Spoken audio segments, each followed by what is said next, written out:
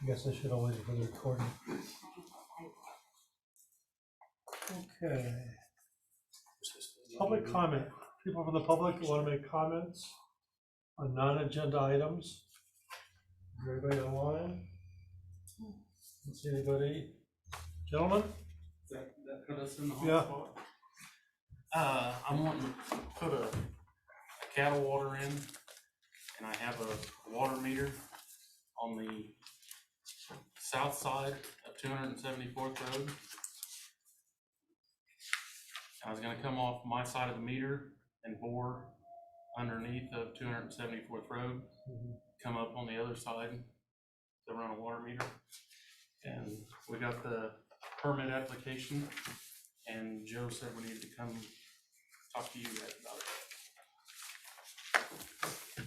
It's gonna be a 2-inch line sleeved and a 4-inch piece of pipe. We're gonna be outside the fence, go under 4 feet. There will be no seams or splices or nothing. We'll come up the other side, outside the fence. We're not open cutting in the road or nothing like that. So we did have a conversation about this morning. Yeah, Commissioner Quinn, did you want to lead the discussion on this? This is your district. Sure, I totally can. So obviously the discussion, there were a lot of pieces to the discussion. At the end of the day, we don't want to cause a roadblock for constituents taking care of their cattle or their farm animals.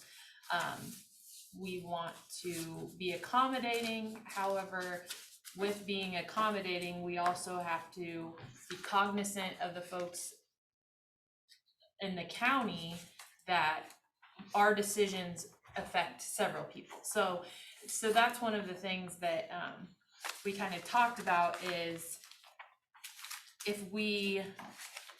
I don't think we're going to be able to give you a definitive answer today, but I want to explain some of the reasoning behind what we had talked about. First, we appreciate you coming to us and asking for the permit and asking for the application, because that, this is a first step. And one of the things we've learned with our new road and bridge team is there's many policies and procedures that need updated, and kind of circumstance, when we get to a circumstance, then we go review it and say, oh wait, this needs to be tweaked. And each circumstance is different.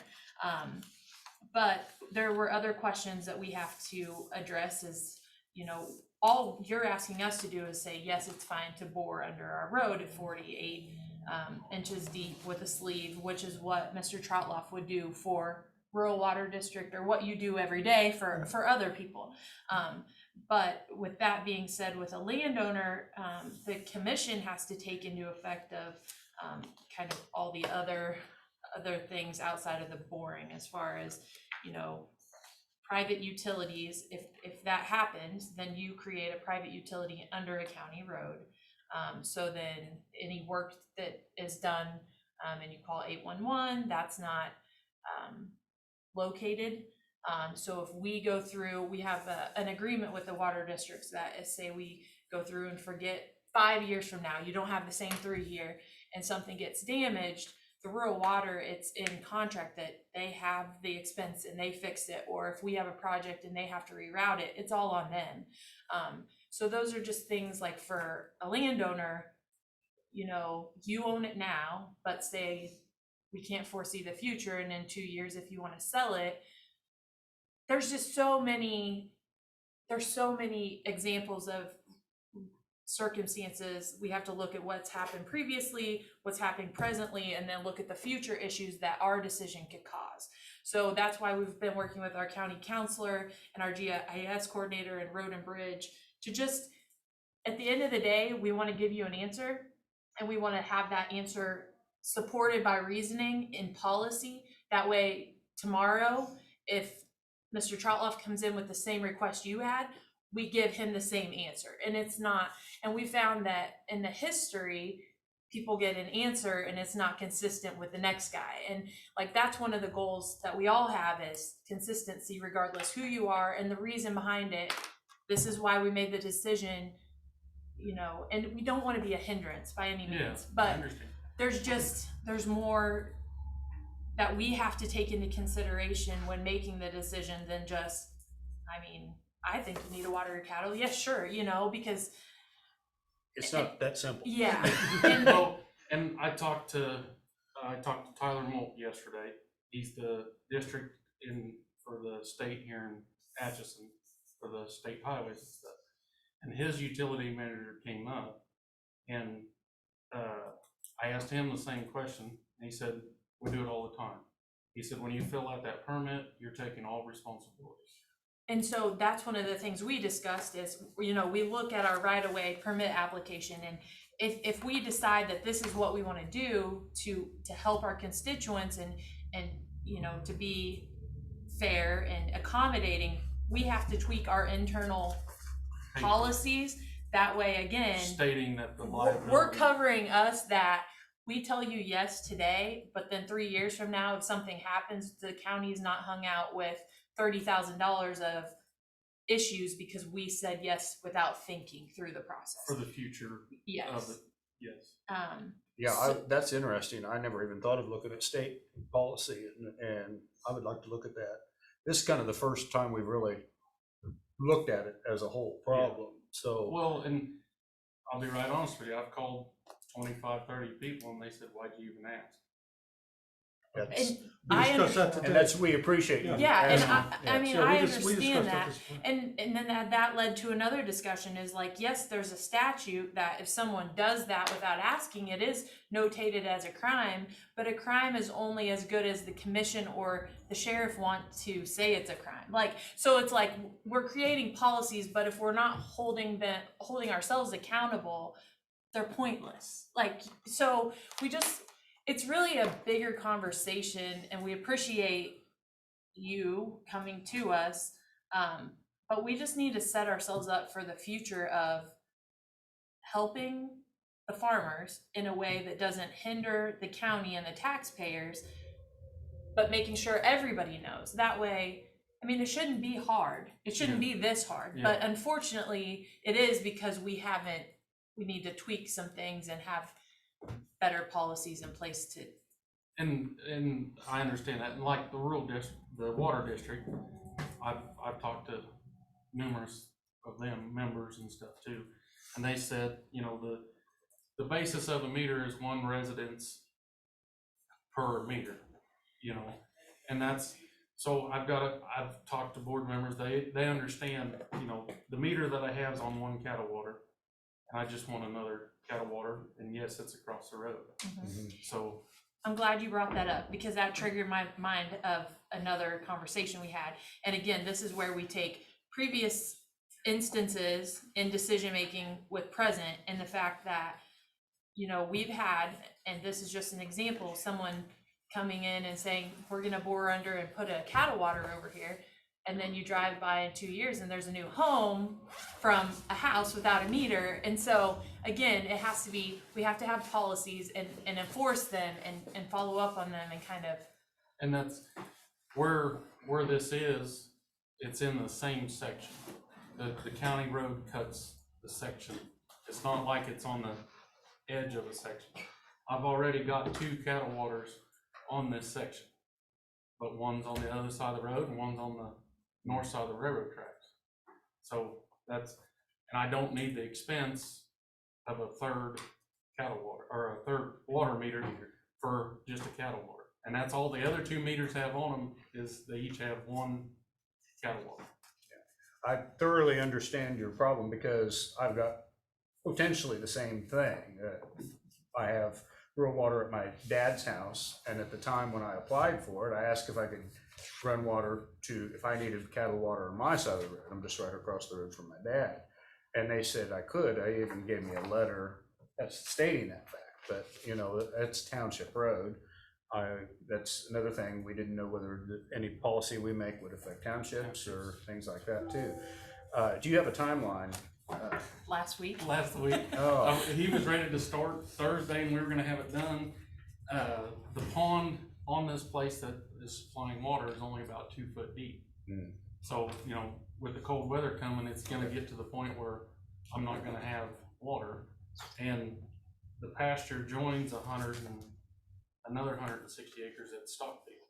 So, I mean, that's, that winter grazing, I mean, that's the reason for needing the cattle waters for winter grazing there. Yeah, I didn't know whether it was getting ready for next year, this was just a good time to Yeah. put it in, or whether we had time on that or not, but, Cause that was another thing that we talked about is getting, you know, it recorded as far as a written easement of the water going under the road. That way, I mean, cause right now there's people, an example is they'll come in and they wanna do X, Y, and Z, and they show us a survey from 40 years Yeah. ago. And it's like, it's hard, especially if you transfer ownership or anything like that, we have to be cognizant of that and saying, okay, this is where the water line runs, and that way everybody, Well, and I had the thought the other day, I was like, when we bore under the road and come up on the other side, if we were to put a hedge post and mark it water line below, you know, with an arrow pointing, and that way, future references, you know how long the hedge post would last. I mean, it would be a future reference where, okay, we know there's something there. And I fully understand that if there is a problem down the road, that it's my responsibility. Because the same thing with the water district. If I put another meter over there, it'd be 70 feet from the one across the road. And I was gonna put it across the road and then run the line on up myself. And they're like, well, if the line breaks from there to there, that's on you. I was like, yes, I understand that, you know. But using the meter that I already have saves $11,000 from having the water district put a new meter in and install Really, $11,000? $11,000 difference. That's more chump change. Yes. yes, that's, I'm very interested in your cause, but it's kind of like we need to kind of get where we're going first before we can just. Yeah. Well, I want a reason to say yes. I think we have to work through those reasons. yeah, we all want, like, we all want a reason to help you, because that's what we wanna do. We don't wanna be a hindrance, like I had mentioned, but we also have to make sure that we're doing it in a manner that we can duplicate down the road and every time. That way it's the same for everybody. Yeah, and one of the things, is with rural water, this is 5. Yes. With rural water 5 is our decision of you boring under the road does affect them in the fact that it's their line. So we would ask if you could get a letter or something just stating they're okay with you running the line to your other field, because that way, again, we're just covering all of our bases of, we're making a decision that affects you and them, and we want to make sure that. And I know this isn't something that's happened, but like you said, 2 years down the road, if I was to sell something, and I mentioned that to the water district, I said, if I was to sell it, I realize I'm gonna have to dig it up and do away with that line. Well, I'm not an attorney, but I think if you have an agreement or an easement or whatever, Patrick, you could pop in here, file to the Register of Deeds office. Yeah, I think but that, not coming off a meter if you sold the property that was supplying water across the way. So yeah, you would have to terminate that line. I understand. Yeah, if there No, was, but it'd still be, But if it's sleeved, it wouldn't affect our road. No. Because No, you no. just terminate it and, Yeah, cap it off. yeah. Just be capped off. And that's on the flip side of that. I know if that county road was to ever close, means the county has an easement through it. I know it's not, but if that county road was to ever close, that land's gonna revert back to the landowner. Well, that's me, both sides for half mile. So that's where it's a little frustrating, because I feel like I gotta have a permit to go through my own property.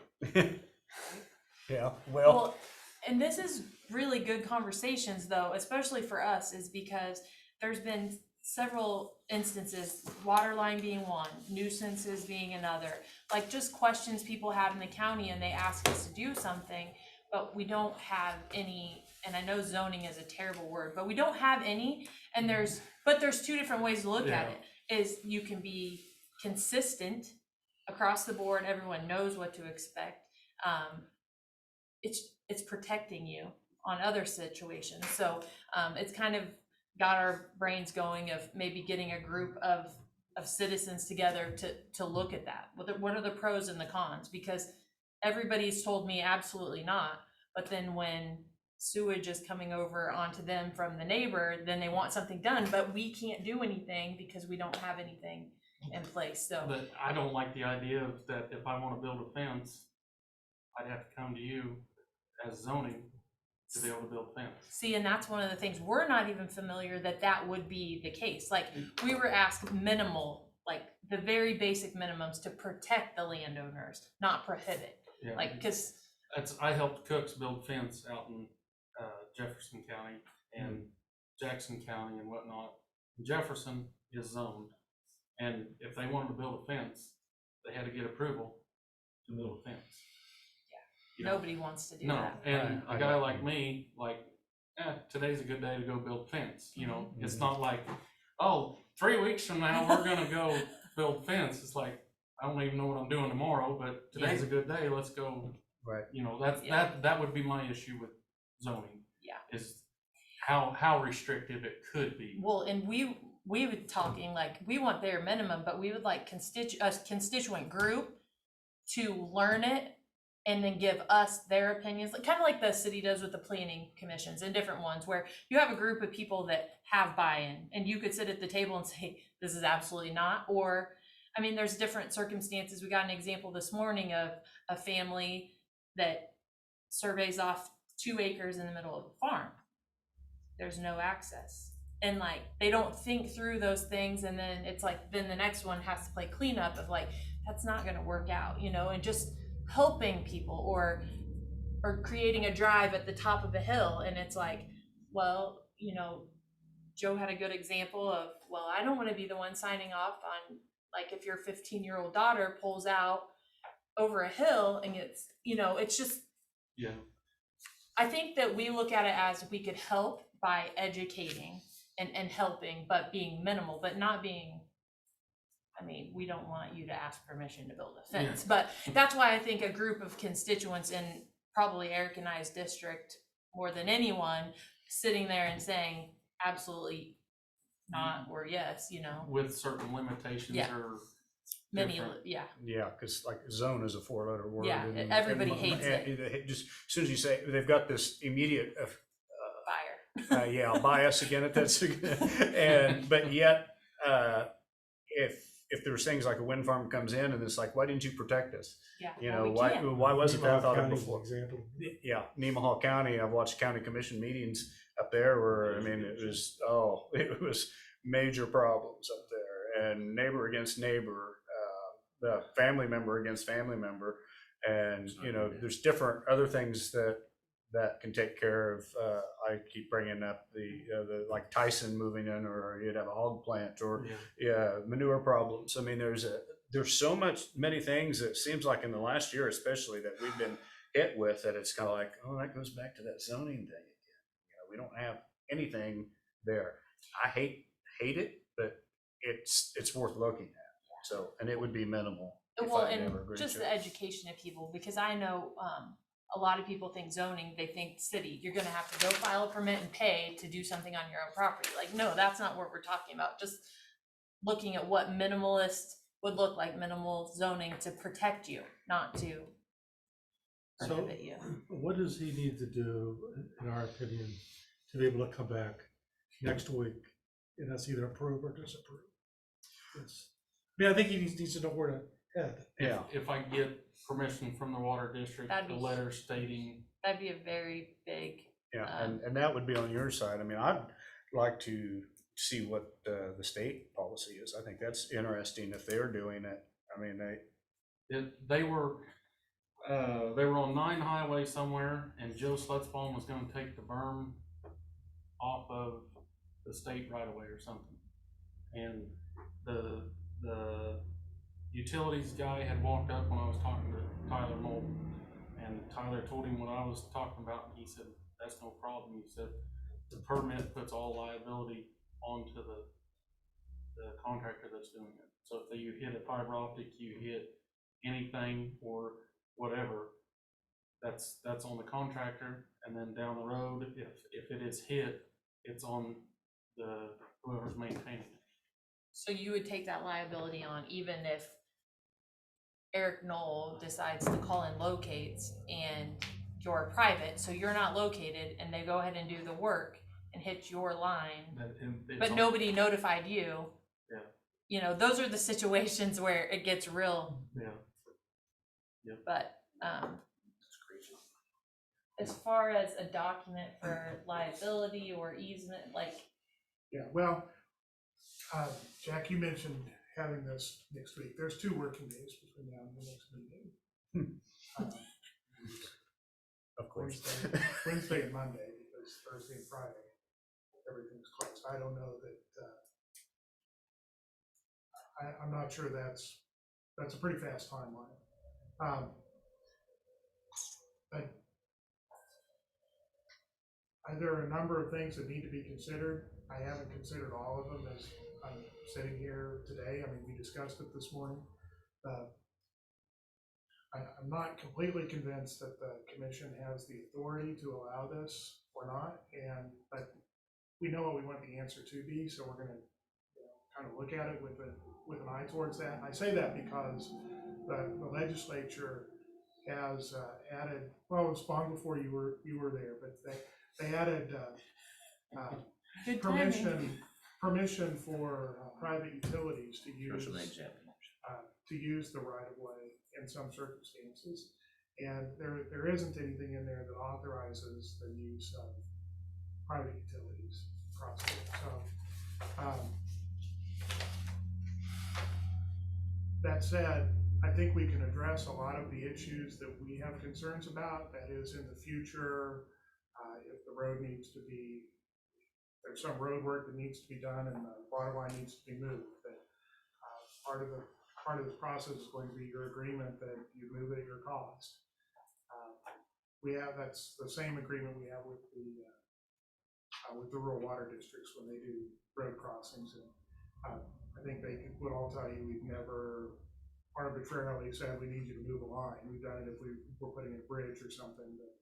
That makes sense. I mean, that's understandable.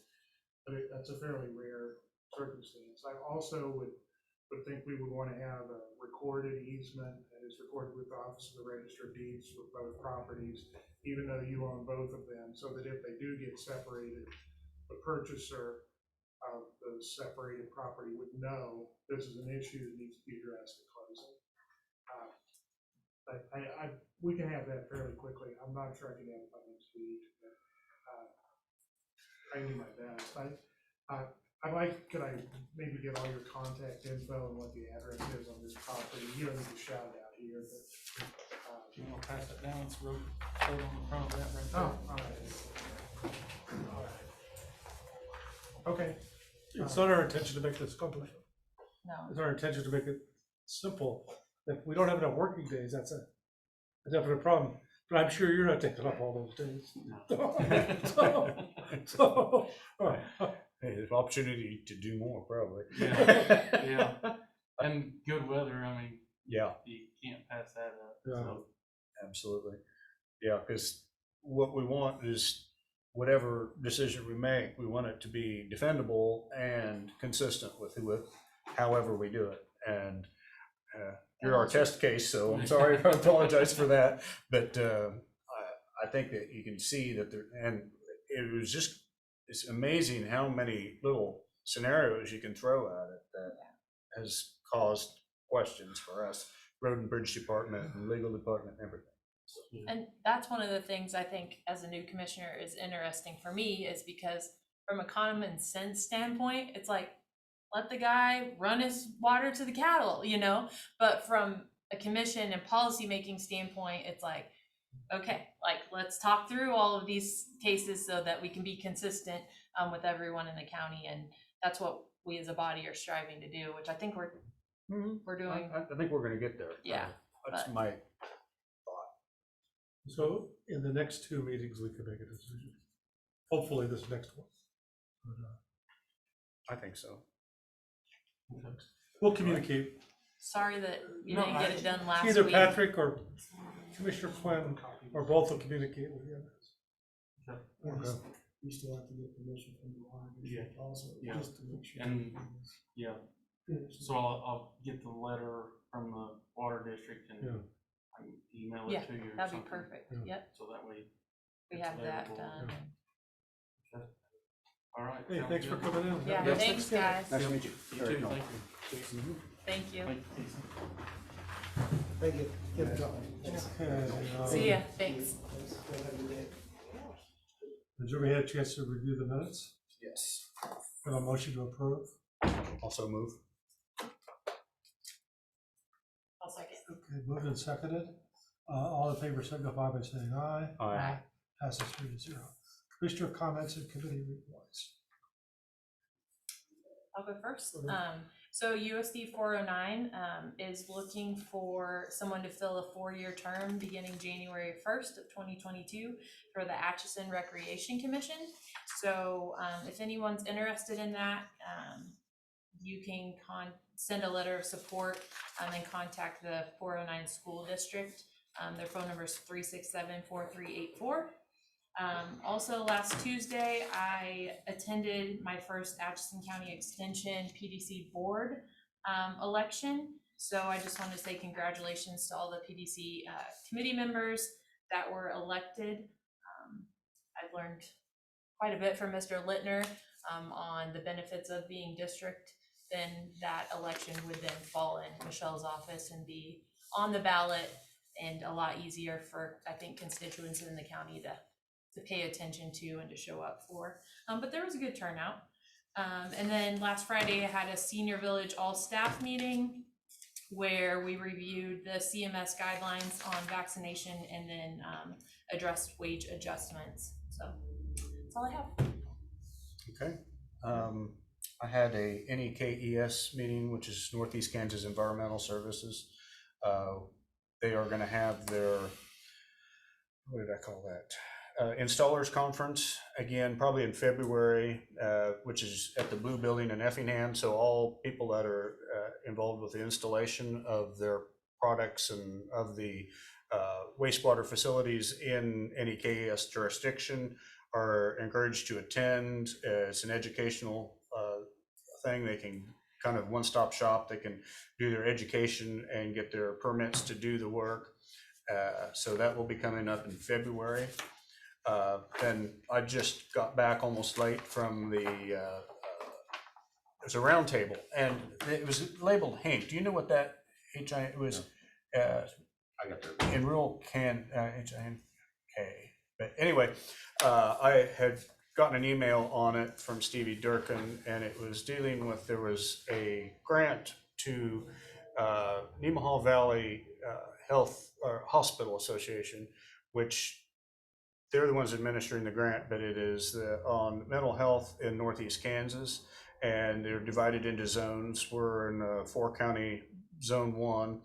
And there's talk, they had sent out a questionnaire here a while back. I had filled mine out as best as I could about perspectives of what problems are there, do you see in your county of dealing with mental health.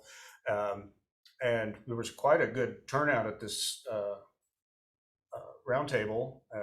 Representative Eppley was there. What's your take on it? What did you, do you mind me asking? No, I've sat in on several of these, and I would say I think we've finally moved forward a little bit with mental health in the county, and I do think that we've got a lot of opportunities down. We've got more funding streams, and we've got more activity than I've ever seen in, honestly, the 40 years that I've practiced medicine here. So I really am excited about some of the mental health improvements that I think we're going to see in the next 5 years, because there are resources. The resources are being deployed, I think, in a good way, and I'm hoping to see better outcomes, which would be translated into, more folks getting the mental health services that they think they need. Frankly, a lower suicide rate, and people at a better place overall in the county. Yeah, I think most of it's, we're talking about it. That's a big step, because it's awareness and stigma of never speaking about it. So when you do need it, nobody talks about it, so you don't know where to access it. So it becomes this all-encompassing hole that you can dig for yourself. So I was excited to be part of it, and that's all I have today. I was at a Project Concern board meeting. I think the most significant thing to report is they approved a $9,500 window improvement and door improvement at the Effingham Center. The doors don't open properly. There's a lot of problems with that. So they've approved that.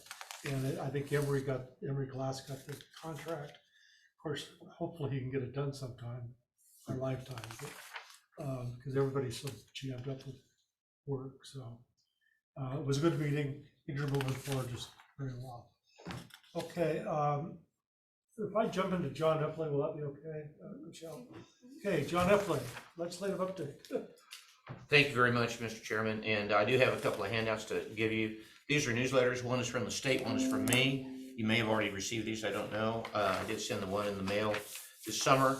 I really want to, again, thank you for this opportunity. I need to apologize for being here. No, it just goes straight down the line there. One for you, one for. Well, there's three different things, or Oh, here you go. Oh. But I got 4 of them, John. There's 2 for each. Oh, 2 for each, okay. Yeah, didn't mean to confuse you guys, sorry. Okay, well, when you get past the number 1, you're in our, Yep. I think I'm covered. I want to tell you, I apologize for not being here last week. I had some things come up, and being a citizen's legislator, sometimes being a citizen and working takes priority over being your legislator. But I do treasure that opportunity, and that's why I'm here today. I could have been here a lot sooner, but I tell you, I've been so busy with COVID issues as they relate to COVID, and so I'm not going to give you any hope that it's dying down, because it's not. We'll talk about that at the end of my talk. I feel like I have really been on a treadmill as your representative, and I mean that sincerely. I didn't get home till about 1 o'clock last night from our special session. I can talk to you about that a little bit. I don't want to take a lot of your time, but I want to update you on some things that I think are really, really important. I would like to talk about special session first, because I think that's probably the most topical thing that folks want to know about and hear about. We went into session yesterday at 8 o'clock and got done about 12:30 last night. The session was basically about the mandates from the federal government as they relate to the COVID virus and how we're mitigating that from a federal, and how we respond to that as a state. I received literally thousands of emails from constituents in this county and in Donovan County, which is my area, and then throughout the state about COVID-19 and how we are being forced to respond to it through mandates. It seems like we're in a time right now in our society and in our culture where people are not happy at all with mandates from a federal standpoint. There's been really strong pushback. And the mandates only reinforce a bad narrative that if there's government involvement in your life, let's make it worse and have them tell you what you have to put in your arm because of keeping your job and basically that optic, that picture. And so this session was really designed to deal with the Biden mandates and the current mandates from the federal government. We learned from our Attorney General there are 3 lawsuits that are active right now as they relate to COVID. One deals with businesses that employ over 100 employees. I think that's the ones you've heard the most about. That's in the 5th Circuit Court of Appeals, and it has been stayed, which means it's on hold. And it looks like that stay is going to be for an extended period of time. It doesn't look like that it's going to be taken up anytime soon. Sometimes a stay can be on for months or even years, I guess, at a time, and other times it can move through fast. From what General Schmidt told us yesterday, it's not moving real fast. And so he thinks that the stay may stay in place and that businesses will not be as compelled to comply with that federal mandate right now because it is a national stay. I'm happy to answer questions. private business, or you're talking about like kneecap, which is getting federal funds? I'm getting there. Okay, sorry. So this is for all private businesses. That's suit number 1. Suit number 2 involves CMS funded entities like you were talking about. And so there is a separate lawsuit. It's in a different court, and it's in a district court.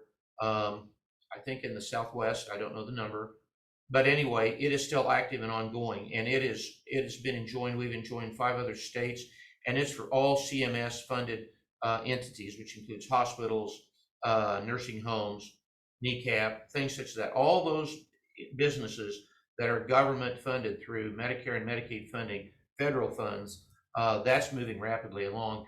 And General Schmidt told us that he expects that there will be a judgment on that as soon as November 29th. So I would stay tuned on that, and you'll get guidance and direction on that. Whether that's going to be upheld or whether it's going to be knocked down, I don't know. I know there's at least historical case law on this, that generally these are upheld, but we don't know. At times are different. It's a different court, so stay tuned on that. That's for CMS. And then finally is the suit for federal contractors. That's a third separate suit, and that's for contractors that work and carry out functions of the federal government within each domain, each state, each municipality. That's separate. And you can't believe how many people that involves. I had no idea it involves literally hundreds of thousands of employees throughout the United States. That is also moving along pretty rapidly and expected to reach a verdict as soon as early December. So again, that we've enjoined other states in that suit, and that involves many people also. So those two things are moving forward rather rapidly, but the private business issue has been stayed in one of the, I think, the Fifth Circuit Court of Appeals, and it's not anticipated there's going to be any judgment on that in the near future, which is sort of a relief, I think, for some private business owners. But again, it doesn't let you off the hook. It means at some point they could rule and rule in favor of the mandate. So what the state did in response to that is take up legislation as it affects the worker. We took the worker's perspective in this, and we looked at it from basically two categories. One is how to get an exemption and how to make that easier, and two, what to do if you lose your job because you don't get a COVID vaccination. And so the first issue was pretty simple. We have two basic exemptions. I know about this as a physician. We have medical exemptions, and we have the other exemption for religious reasons or religious exemption. So you have those two categories. What we did was we took the medical exemption is pretty cut and dried.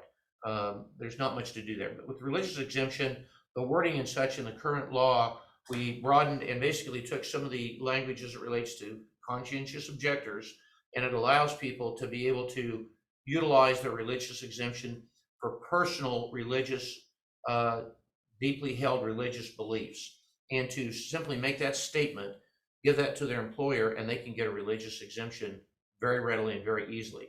But we in the bill stated that the employer has to comply with this. If they don't, they're subject to possible fines and violations. Fines can be up to $10,000 per employee per business, for businesses under 100 employees, and for businesses over 100 employees, it's $100,000 per employee per infraction. So that's in polar opposite then to what's coming from the federal government. It's a conflict. Now, I'm going to say this, it's my understanding normally federal law will preempt state law, but when federal law has been held, in this case, then state law can go into effect. So we'll see what's going to happen.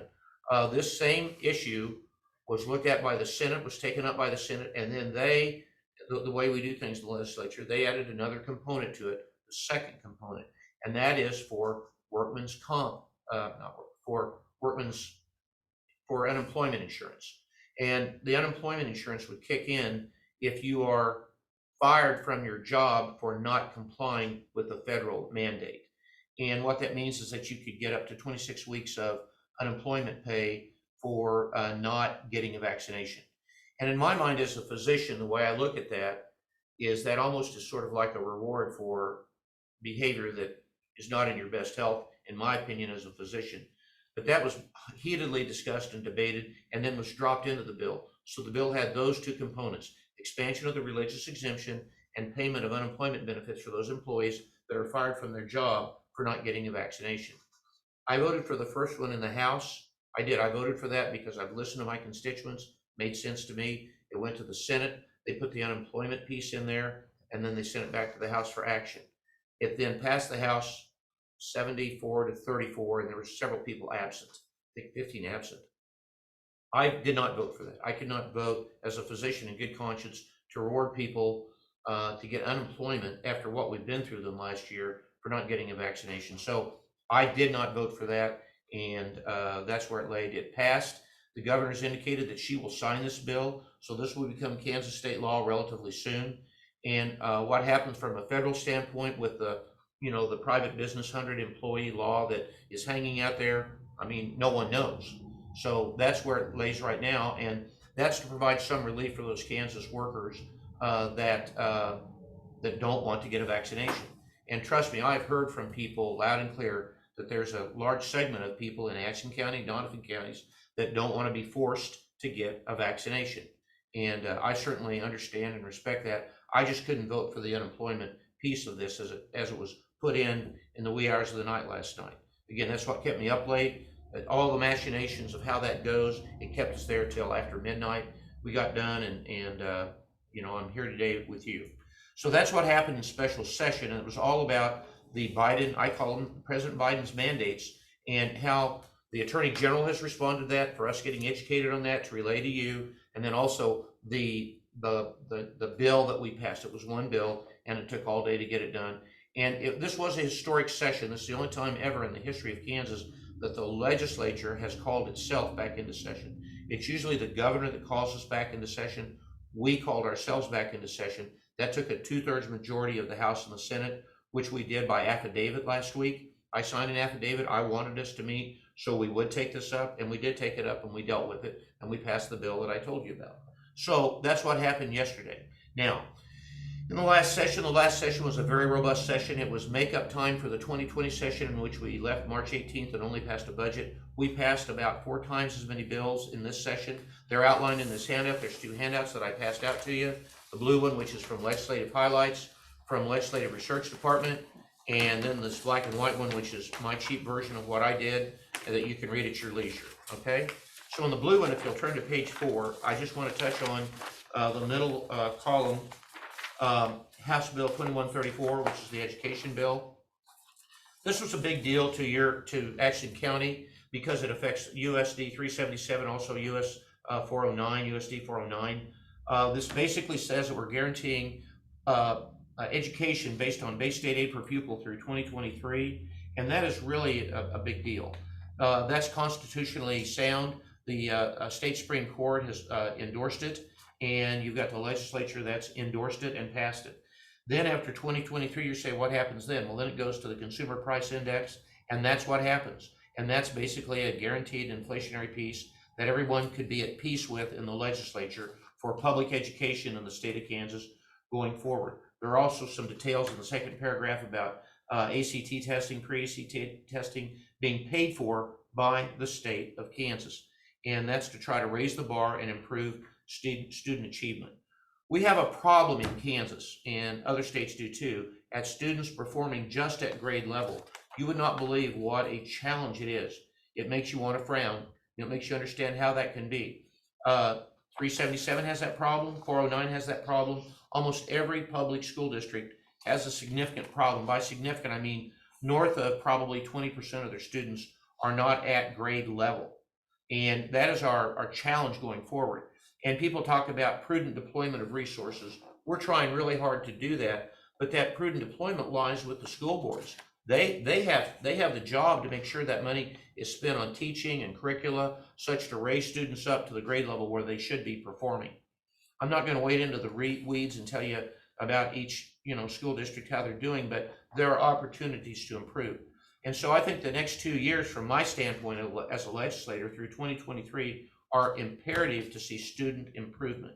We have to see students performing at their grade level. And of course, we'd like to have others performing at even a higher grade level and beyond. Actually, we're doing pretty well in gifted education, but we're not doing good in basic education, and we can do better. Let's admit that COVID set us way back. It set us way back because we had shutdowns, we had virtual education. I've learned, and I think we've all learned, that virtual education is not the same as in-person education, particularly for K through 12 education. We need students in school. We need them physically present. It's just goofiness, in my opinion, to try to do it virtually. It can occur, but we fell back. Every school district fell back by and large in the state through the COVID pandemic that went on because of the issues I outlined. So that's House Bill 2134. If you want to turn to page 10, I'll talk about one other bill that you're probably anxious to hear about, and that's Senate Bill 13. This was for lowering taxes. I voted in favor of multiple proposals to lower those taxes, including a repeal of this property tax cap, which basically says that if you're going to raise taxes, you have to have a tax hearing. You have to bring in all give all the taxpayers an opportunity to dialogue with you about how you need to raise taxes if you want to raise those taxes. We just went through that in USD 409. I know 377 went through the same thing. Frankly, there wasn't much interest, because what happens as appraised value goes up, property tax naturally goes up and there's more money. What this says is that as appraised value goes up, your mill levy must drop to offset that, so it remains budget neutral.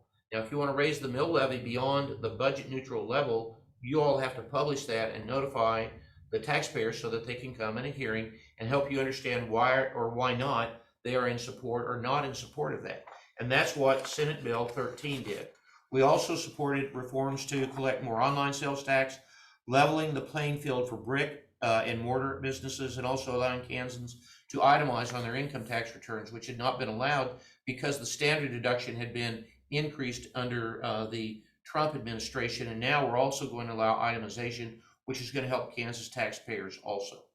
So those are three big things we did to lower taxes. I thought it was a big deal. I wanted to comment about it. I hear about this over and over, and you as commissioners hear about it too. I think that property taxes are the biggest pain in the tush for all our constituents out there. But we're doing what we can. I'm happy to listen to other ideas. We all know that property taxes is an 8-year rolling average. And when farm commodity prices go up, the price of land goes up. And as the price of land goes up, what follows are property taxes. So we're kind of locked into I hate to say a death spiral, but we're locked into a tax spiral that people don't like sometimes. And we're open to consider other ideas. I'd be happy to hear from taxpayers on that. There were many other items that we passed. They're outlined in this 10-page letter from the state. This is not GOP, this is not Democrat, this is just legislative research that puts this out. It's good. This is from the person that does newsletters for me. 3 things I point out on the front of the black and white one. Very quickly, we did permit credit card surcharges for private not-for-profit post-secondary institutions like Benedictine to not have to pay those surcharges, which basically levels the playing field with the Regents universities. The Regents universities don't have to pay those surcharges, and now private small colleges won't have to either. So that's a really big deal. It was about a $270,000 improvement to the bottom line for Benedictine. Second thing is we conveyed property of the Highland Mission, which is a little building just east of Highland, Kansas, that basically was a museum for years that closed down during the 2008 budget downturn. And now it's opened up again under the auspices of the Iowa tribe. And they're actually having an open house on Friday. I would encourage anybody that wants to go. It's open from 10 to 12. It's a 1.5 miles east of Highland on Old Highway 35. It's really a cool building. Is it old Highway 36? It's on Old Highway 36. Okay, you Yeah. said 35, so. Did I say 35? Old Highway 36. And I want you to know that this building, I think, we think it's the oldest structure in the state of Kansas. And it's right here in our own backyard in Donovan County in this case. And it's really an outstanding facility. And it was a wonderful museum for a number of years. Historically, this was an Indian assimilation center in the 1840s and 50s and 60s. And then it became a school. And then it became a hospital for a brief time. And then it became a museum. Long story short, there are many Indian young people buried on the grounds. Some of the graves are marked, some of them are not. But we wanted to do something that would allow us to showcase indigenous peoples in the state of Kansas, and this is that opportunity. This will never become a gaming casino. That's not the point here. That's locked into the bill itself. The third thing is we allowed the liquor manufacturer to obtain a drinking establishment license, which sort of circumvents the ABC current regulations, but it's only for those that are within 2 miles of a distiller. We have that in Atchison. We have 2 distillers, and it will allow them to have I call it alcohol tourism right here in Atchison. It will allow us to compete with Weston, and I think that's important for tourism in our community. Now, having said that, after we went to all that trouble, we were thinking specifically of the River House.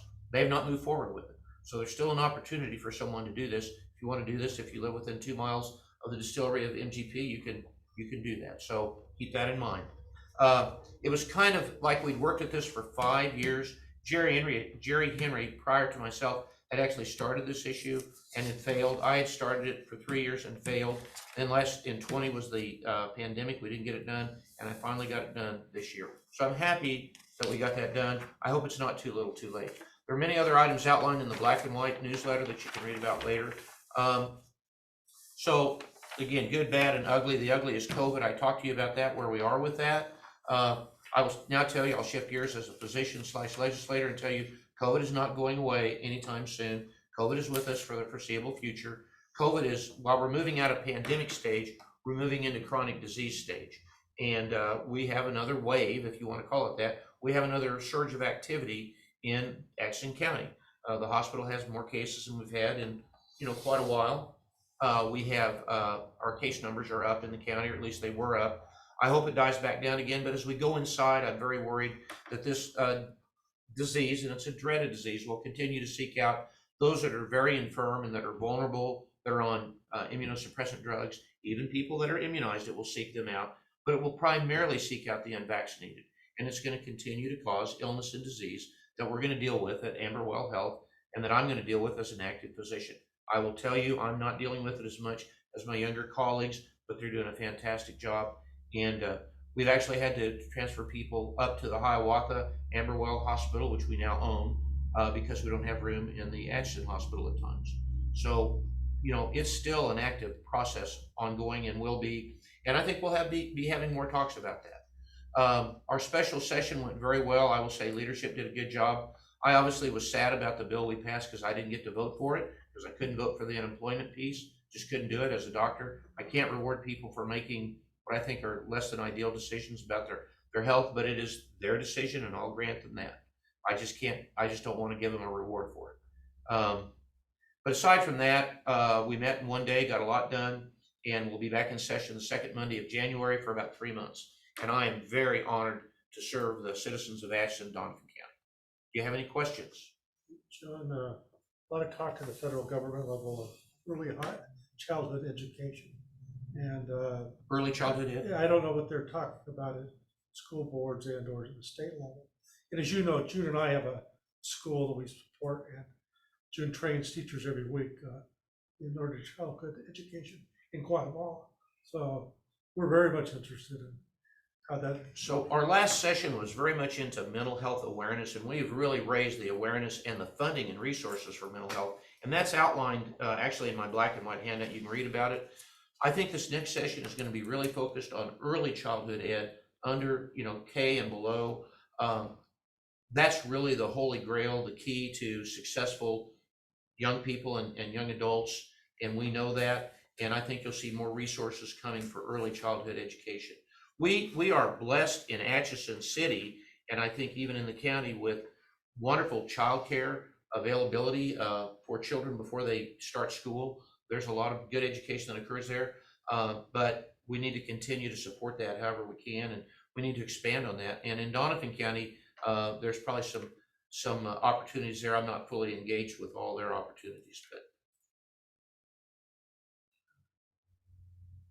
Good. Other questions?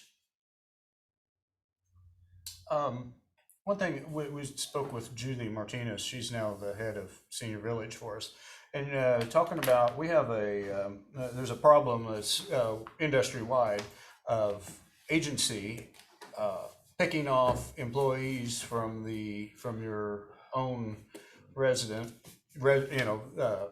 own facility, and then making them their own, and it's becoming a problem. And she had thought that there was maybe legislative fix in the works or something that she had heard of, and I asked her for a indication of what bill that would be. She hadn't heard. I think she was talking about the federal tax. Was it federal? I think, I'm not sure. Okay. I'm not aware of any state-led effort to reduce Agencies. stealing employees from each other. But there might be. I'm not aware of Well, that. I was just wondering if It's there was it's anything. a very slippery slope, John, but if you think about it, they come in and they hire a CNA, from us, and then want to rent them back to us for $100 an hour. And it's To me, becoming, there's something either, look, I've stole a lot of employees in my life. It's my trust me, I know how to do it. But, and I don't think there's anything wrong with that idea, but it seems like there's a conflict of interest. You're our vendor and you're our, and you're recruiting our people. seems, well, I think it's industry-wide again, that in order to get agency in, you agree not to steal their employees, and then they turn around and when they're in the building, then your employees walk out with them. So, it was just kind of interesting because, with the shortage of workers, especially in the medical field, I mean, that really affects nursing homes and I'm sure hospitals, everything. Well, we all suffer from this dilemma because our hospital suffers when we're understaffed. We have to hire agency. Agency comes in at 2 to 3 times the wage, and then we get wage envy, and then before you know it, we have staff jumping ship to work for the agency. The problem is, be careful what you wish for, because then you lose your benefits, and then you don't have as much control in your schedule and where you work. And so there's a lot of variables there that I could address, but there's no state legislation that's being looked at to address that I'm aware of. Okay. Well, It probably ought to be addressed because we're all in a shortage of employees right now, everywhere. We're an open market, so it's hard to restrict capitalism. It's hard. Yeah. And some of these people are very entrepreneurial in how they manage their personnel and how they make them available for businesses to utilize, especially in the healthcare field right now, because there's a horrible shortage. So I don't know where it's going to lead. It's if you're a nurse or a CNA or anybody in healthcare right now, you command a pretty good salary right now because of the need. You're so needed right now. And I don't, with this chronic disease state now we call COVID-19, it is not going to go away completely for the foreseeable future. I think it's going to percolate along through the winter, and I don't know what the spring is going to bring us. I hate to even try to guess that. So. Well, I was shocked when I read that there's been more deaths in 2021 than there was in 2020. Because I think we associate the worst of it with 2020, and I keep hearing, now that the pandemic's behind us, I keep hearing those words from people. It's behind us. You're saying it's not behind us. It is. I don't want to say it's behind us. I don't want to say it's before us. It is with us. Yeah. It's percolating. I mean, it comes and it goes. I've seen it get down to 0 twice in this county, and I'm like, all right, maybe we're finally done. And then here it comes again. And so I'm going to quit trying to predict the future with what happens with this virus. It seems very agile in finding people that are vulnerable and people that are not vaccinated, and in causing breakthrough infections and new infections. And so we're still seeing too much activity, in my opinion. So I'm not going to say we're rounding the turn or it's in the rearview mirror yet. If we have 0% for an extended time, I might make that claim, but we're not even close to there yet. So. One thing I wanted to mention, last time you were here, you told us, you encouraged us about the rural opportunity zones. And I just wanted to let you know an update is Rochelle Rowan came here this morning and met with us from the Department of Commerce. And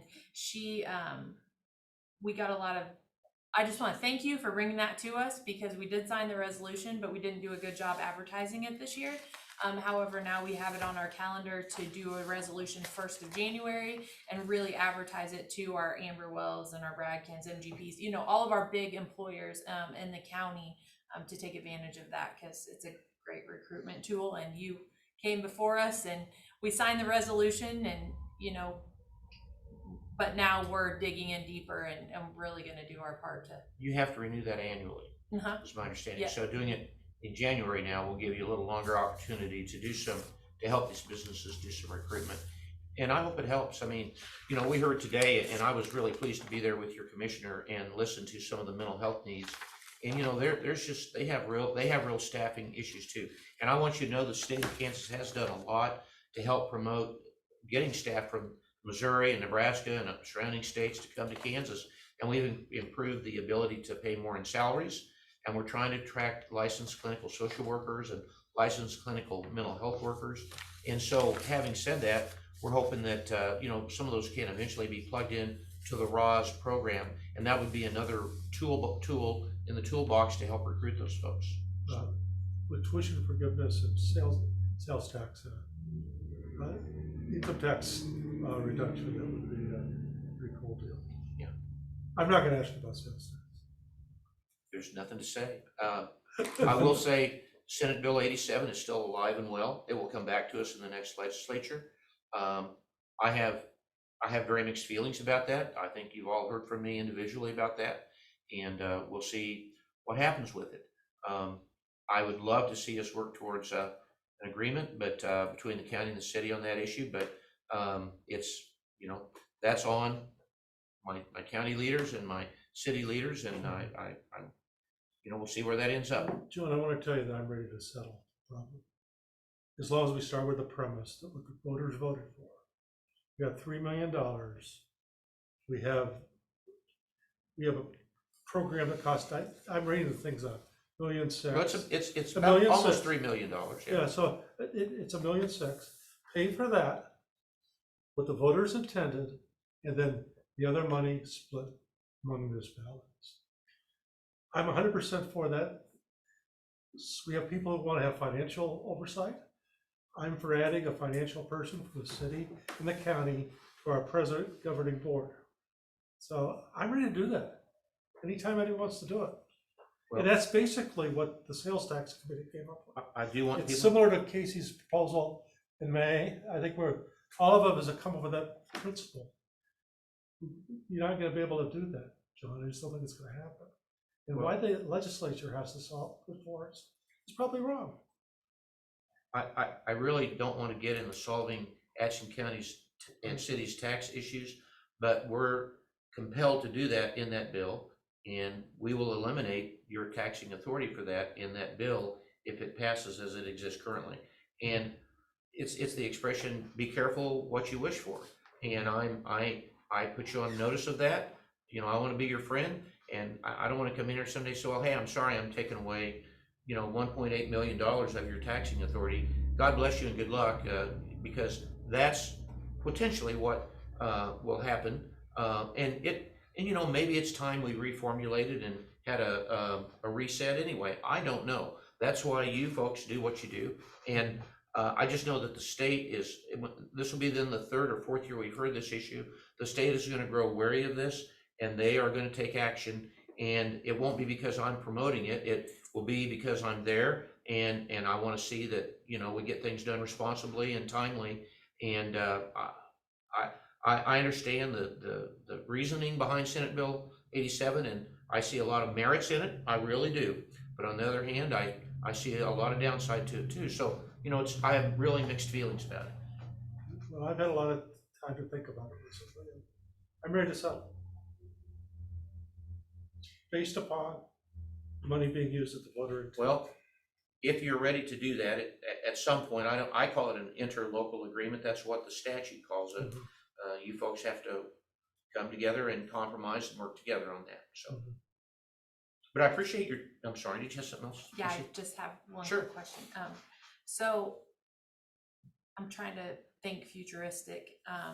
If Senate Bill 87 passes and then our sales tax goes away, which would allow us to put a new ballot question on Yes, ma'am. to generate a sales tax for what today needs are. More tailored, probably more tailored. That would be a countywide sales tax. That would be, the ballot question would be created by our governing body, correct? And then if it doesn't fit what the city of Atchison would think is right, then it would be back in front of you at the legislature to say, because we would want to do it right the first time and go through the process. So I'm just trying to understand how many times we'll be in front of the state if we want to apportion it accordingly and come back to you with a new question and they don't agree still, then we're going to be back to the same scenario. Is that correct? Like in front of you saying, Okay, and then, Correct. from that, non-related, the more times we come in front of the state, does that create a stigma for Atchison County on other needs when we're really needing help or people to pay attention to our needs? I mean, I just wonder, because I mean, when your kid nags at you over and over and over again, and then they want something, you're like, no, I'm just, how many times are, Well, we're named specifically in this bill. so- right, no, I know, that's why I'm, Well, our name has come up more Because- than I would like as a state legislator, and I don't know what the word is. I'm a little sad about that, because the less you're brought up, the better off you are, in my experience. Usually a county comes and asks for a tax to be levied to what their needs are for a certain thing, and we're almost always will allow that, be in agreement with that, to allow them to put that on the ballot. But I think we would always look positively on that, and that has to come from you. And I would urge you, as you draft that, I've introduced you to the revisers to reach out to them and use them as a resource, so that you get it right the first time, get the wording right, and so we don't end up with for lack of a better term, a big misunderstanding from 28 or 9 years ago. Yeah, so if you read the question of 1993, it sounds like there was a lot of working together from the language, a real belief that this was the right thing for our community. And unfortunately, things got in the way as time went by. And you point fingers 100 different directions. But I will tell you that, what if we came to the legislature with that sales tax this session? Well, we're gonna have to pass in, we're gonna have to get rid of the other tax to put on a new tax, and We couldn't do a approve and replace type vote. my understanding is they are separate, and it would take 2 questions. Isn't that what when you met with the revisers, isn't that? 2 questions. So if you repeal and replace, I think it's 1, because that's all you have. The only way to keep it would be to end it like in addition to amendment. Is how I think you understood could do that in 1 ballot question if it's worded correctly. it. Yeah. Or you can do it in 2 questions and repeal, and then a new question to replace. Well, I think we have to take the issue on ourselves, because it's not going to be taken on by the other people. No, we're pretty passive on this Yeah. until it gets before us. I was just curious, because the gentleman said that we're making our name at the state, and it's gonna take a long time to kind of build back. So I just didn't know if that's how we're looked at, yeah. Legislature said that? No, just a constituent of mine. I was like, you guys keep going in front, like it's gonna come back and bite you. So I was just curious if that's. I think we still have enough credibility. I think people would like for this issue to go away, and part of it going away is what you said. And if that involves some type of an agreement that you've worked out in advance, that would be helpful to maybe get this thing done. But We've worked through that a bunch of times, John. I know you. We've been through that, and we've acted in good faith. It's always come from our side. And the trouble is, in a good negotiation, I've negotiated for a living, both sides got to be willing to give up something. And I don't think the other side has something to give up, other than doing the right thing, Yeah. So, I'll agree to that. and I don't want to get that conversation. You don't either. Not right now, I don't. Okay, But good. Okay, the sales tax on food, that was going to the state. And so how are they making up how are they gonna make up that money? well, right now, when you have, the state of Kansas budget, that's the good part, is in the best place it's been almost in the history of the state that I know of. We have more funds in our rainy day account than ever before, approaching over $2 billion. When I went in office in 2017, we were $1.2 billion in the red. We're now $2 billion in the black. And that's really on the back of our farm economy, which has performed amazing with good commodity prices and good harvest. My gosh, we're doing really well for 2-3 years in a row. And that shows up in our bottom line. There'll be all kinds of bills to cut, to reduce income tax. I can see it coming, to look at the property tax formula, see if it can be made less painful for everyone, and finally, to look at sales tax. Now, you're saying, well, how are we gonna replace that? Well, the idea is that we won't need to, that the economy is gonna continue to be robust enough that we don't need to put back any taxes anywhere else to offset the reductions in sales tax on food. We've had that mentality for so long, it's called pay for. You have to be able to pay for your reductions.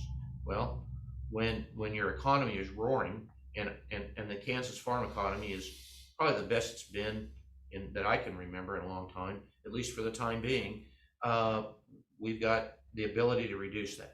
I worry about the out years, 2, 3, 4 years from now, when things aren't the same, and we've had a flood, or we've had whatever disaster, and we don't have good crops, and we don't have good commodity prices. Where will we be? You know, we have to plan ahead. And so my thinking about this, after having gone through the Brownback tax event from 2012 to 16, is that we be very careful and prudent. And if we reduce sales tax on food, we do it in a stepwise fashion, and that we not do it all at once, because it's a $440 million reduction in state revenues. And that's a lot of money. That's a lot of money. That's one reason I was asking, because I really hadn't heard any of I just heard that it's out Proposals. there, and everybody is like, yeah, and I'm going like, wait a minute, what's the downside? Well, it is bipartisan. It's fascinating. It's very bipartisan. The Republican nominee to be, I think, for the governorship, Derek Schmidt, has said that he's for reducing and eliminating the sales tax on food. And our current governor, Laura Kelly, has said she is for reducing the sales tax or eliminating it on food. And so you've got both parties lined up. So I think it will happen. It's just the how and the timeline. So, it's not gonna be considered a win for the governor. That's what I think. Would this be considered a win for the governor of this past? Would that cause people to be against it? I will just say this, just chronologically, she outlined that as one of the things she wanted to get done while she was in office in her first 4 years. Next year will be her 4th year, and if she gets it accomplished, if she does, she can, put that as a mark on her record. Now, how the constituents look at that, whether they give her a win and give her that victory, is up to the voters. I don't know. But being on a river, on a border, since we live on the border of Missouri, we may not collect more, we would collect more sales tax, because people would probably come here to say, on food, but when they go to those stores, they're buying more than food. And they're maybe going to other stores while they're here. So for a border town, this could be a real win for us from an economic point of view. And I hear you. Yeah. I just think we have to be prudent not to go too fast, too far too fast, because that's what happened in 2012, and it led to a big, deficit years later. Cut it in half and move on. I think maybe cut it by a third or a fourth for 4 years in a row and reevaluate your position is my advice, but we'll see what happens. Listen, I really appreciate the opportunity. I hope I didn't overstay and talk too much, but I was happy to answer your questions, and really appreciate all that you do. I got to see you in action over some, potential zoning issues. We don't have that in Atchison County, but those types of concerns, and so it's great to see that. So thank you all very much. Thank you. Always interesting. Yeah. Okay. I want to open the Board of Canvassers to break a tie for the Huron City election. So the Canvass Board is open at 12:14 p.m. What was the chosen method then? I ended up getting a cup, and I have all 3 names. So I just was gonna fold them and put them in a cup. It's up to you guys though, if that's what you want. I have all 3 names listed here. But the Huron City Council, and it was my error in not finding this earlier, but Jordan Clem had 8 votes, Linda Ferris had 8 votes, Donald Ball had 7. There's 5 positions available, so which we would still have 2 open positions. The next 3 people, Joel Clem, Kimberly Clem, and Ronnie Funk, each received 2 votes.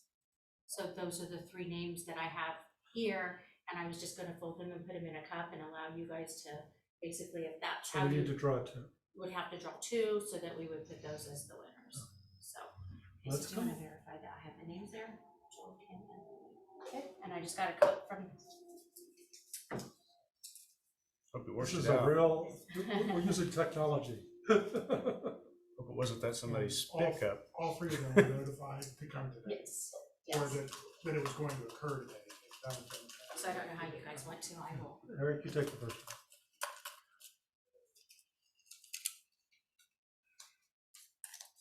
Chairman Barrow. Ronnie Funk. Go Go to for it, go for it. I verified the names, you guys do the fun part. I just don't want to pull out Both one of of them? the doctors. Okay, Right? drum roll. Kim Clem. Okay. Okay, so I would, we need a motion to approve Kim Clem and Ronnie Funk. I have a Make a motion that we accept, the Board of Canvassers accept these two as the tiebreak. I'll second. Who just seconded? Any further discussion? All in favor signify by saying aye. Aye. Passes 3-0. The canvas board is now closed at 2:16 PM. Okay, Joe Schneider. Purchase order. Are you on, Joe? It's actually me. So we talked to you this morning about a purchase order for Terracon. It's for $10,500, and that is for the geotechnical engineering services on Bridge 19.0 E-3. Basically, what that consists of is that they bore down and below the ground surface. If rock is encountered, then they may have to extend their borings. So it just helps us be prepared as we move forward with the replacement of that bridge. And just for constituents, like this is a step that we missed on the Ottawa Bridge. So now we've put this into place, correct? That way we know ahead of time, because I know people were frustrated at the timeline it took, but we encountered something that was not foreseen. So it Correct. added to it, so. That was for just the ones that we had done. Yes, we did miss that. And so we have added that to our process, but this is one of the KDOT funded bridges. So this is a required step for them. Okay, perfect. I'll make a motion to approve. I'll second. Motion and a second. Any further discussion? All in favor signify by saying aye. Aye. Passes 3-0. Thanks, Kim. Thank you. Okay, I have a purchase order here for NACO, National Association of Counties, for $450. Do I have a motion to approve? I'll make a motion to approve. Do I have a second? Second. All in favor signify by saying aye. Aye. Aye, passes 3-0.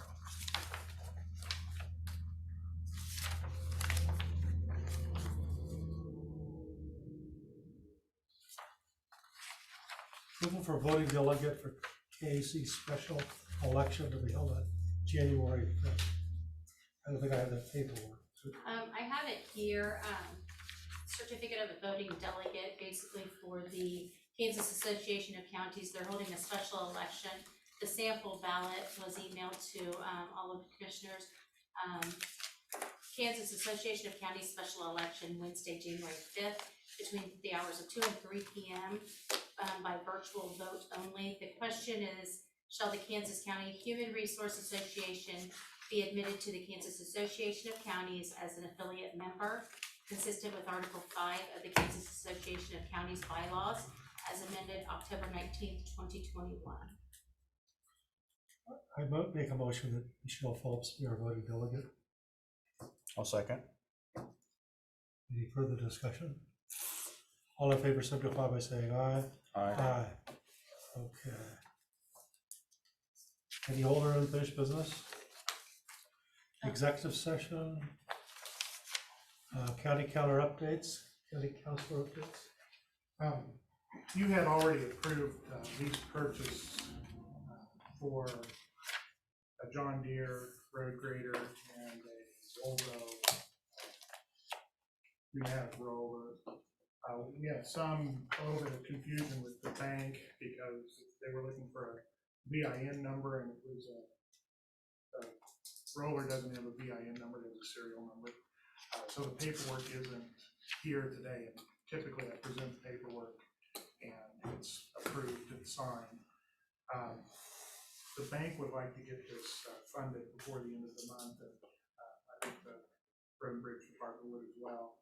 And so I just wanted to, I think it's already been approved, but maybe to just make explicit that Chairman Bauer would have the authority to execute the lease purchase documents. I think it's already been approved, but let's go ahead and have a quick vote now. I've got a quick question. Now, is this joining two different ones? Because Yes. we didn't bid the second one because it was so close. Right, and Okay. the second one was a much smaller amount, I think it was $65,000. I wanted to make sure I was remembering right, so. So the chair would entertain a motion to allow Chairman Bauer to sign the loan documents. Also move. I'll second. Any further discussion? All in favor signify by saying aye. Aye. Passes 3-0. Okay, anything else? Enjoy your Thanksgiving. Good. Yeah, everybody enjoy Thanksgiving. Any public comment? I have one more thing Okay. on the new business before the board. Oh, that's right, I'm sorry. No, you're fine. We kind of, You might, Because Dr. this is something we Eppley- discussed when you went up to the Oh, health department, so we okay. might want to yeah. bring you up to date what we're talking about. So, first, I just want to say how much I appreciate our financial director, Mark Zeltner. He's doing a fantastic job, and I think he's very good for us in the fact that he's always on top of sending us, where we lie on our budgets and any financial information that we need to know to make decisions. With that being said, the last update on our county commission budget is we're doing well this year. So we have additional funds, and as we're rolling into December, I was just wanting to see, make a motion or ask you guys, I'd like to make a motion that we would use 17,000 of that additional budget for staff appreciation. We have a total of 207 county employees, and the idea is to utilize it with staff appreciation by putting the money back into our economy and our local businesses, by getting gift cards that we can sporadically say thank you. Did we figure that's 5 gift cards per business? Yeah, so we made a list of retail and restaurants, a collective list amongst the 4 of us, and came out with about 51 different businesses. So our thought was just $50 gift cards at them to say thank you to them from the county, but also give them to our staff here and there to say thank you to them because. Right. And we didn't include liquor stores or tobacco shops. Correct. How much again? $17,000. 17, yeah. 17,000. Yep. So, because if you divide the 17,000 by your employees, it's like $82 a person, but the gift cards is kind of a double incentive. As one, we're helping small businesses, and in Atchison County, by purchasing the gift cards, but then also surprising our staff and rewarding them for the job that they're doing every day that sometimes goes unrecognized. And it comes out of the commission budget, just ours. I think the thing is amounted to That, yeah, $250. 300, sorry, that's 340 gift cards that we could do. So I think it amounted to 4 or 5. So we'll walk in the stores, buy a couple $100 worth of gift cards. It's your county-owned businesses, no Walmarts, no CVS, no O'Reilly's, just county-owned businesses.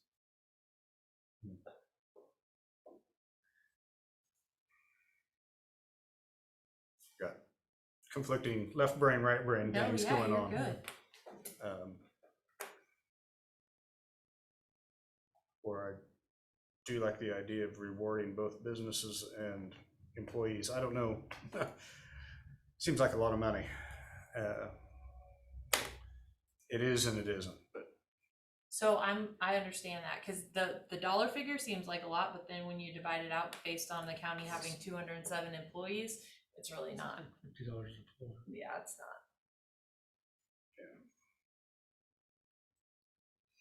And sorry to spring this on you. Yeah, I mean, we just,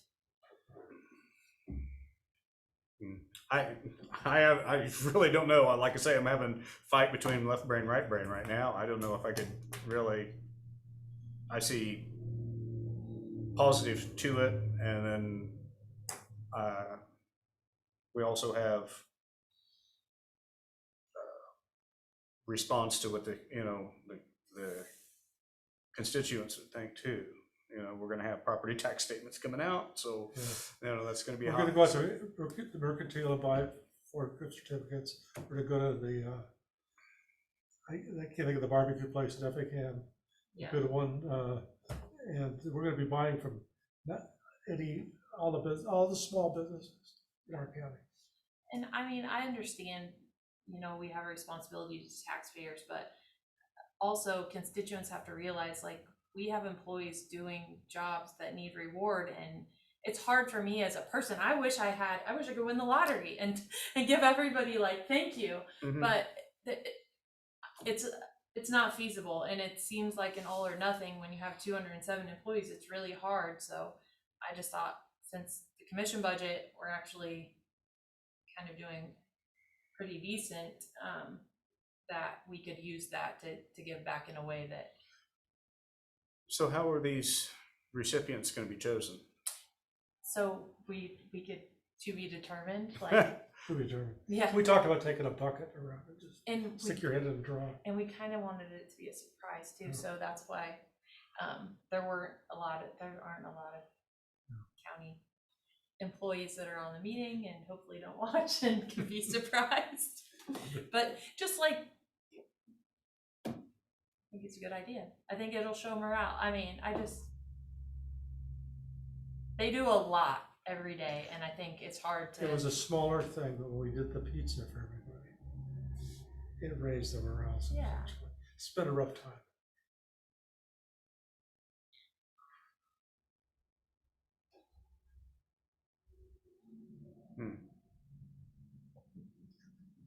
I'm looking for a second.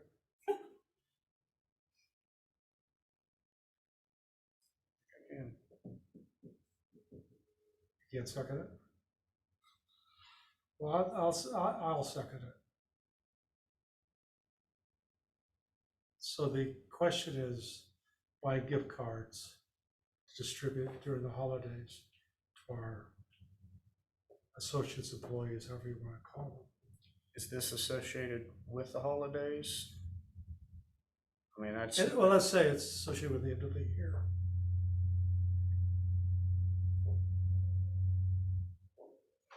I think that can go either way, honestly, like regardless of when we give them, or how we give them, it's the point that we're giving them.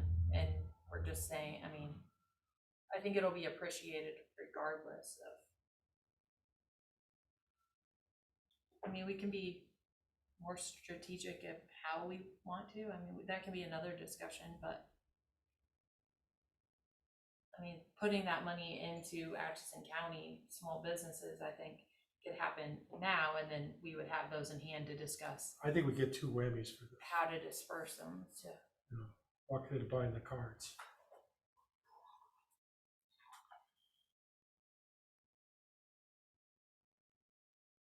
It's gonna be a lot of work to go buy the cards. How are we gonna do that? That's another, Yeah. I mean, I could volunteer to do that. 50 places is a lot. Have a conversation for 10 minutes. Place. You're talking about $500-600. How many hours? Right, yeah, I think we're with that. Eric, do you want to discuss it any further? Or? I don't think I'm going to be able to really come up with anything right off the bat. I mean, I understand both sides. I'm just kind of like, We're taking money that's been budgeted. We've already charged taxes on it. We're not gonna raise any more taxes, and we're gonna share it for appreciation with our people. Now, if we wanna table it till next week for some more time, but the question's on the floor and it's been seconded, so unless someone's gonna make a motion to table, I'm gonna call for the vote. I would table it, but Is that a motion to table it? I'll make a motion to table it. Let me think about it. Okay, so it's tabled till next week. Okay, sounds good. Okay, any public comment? Hearing none? I'm sorry, I do have, we're not going to be having the special meeting on the 29th as discussed earlier because Rainbow, has changed their meeting time. They would prefer if you guys could meet on December 13th. So I was just curious if everybody would be okay with that date. It would be basically a special meeting for Rainbow to produce all of their data for you guys. 9 o'clock meeting at Rainbow in Everest, for a special meeting. It would be the commissioners, Mr. Henderson, myself, and Mark Zelma. So I just want to make sure that that date's okay with Eric and Okay with all Eric. of you guys. I think so, yeah. Okay, I'll go ahead and get that. I don't have scheduled. my scheduling book here, but I'm sure that's all right. Any public comment? Hearing none, some of you are ready to adjourn. Chairman would consider a motion to adjourn. Also move. A second. All in favor, signify by saying aye. All right. Aye.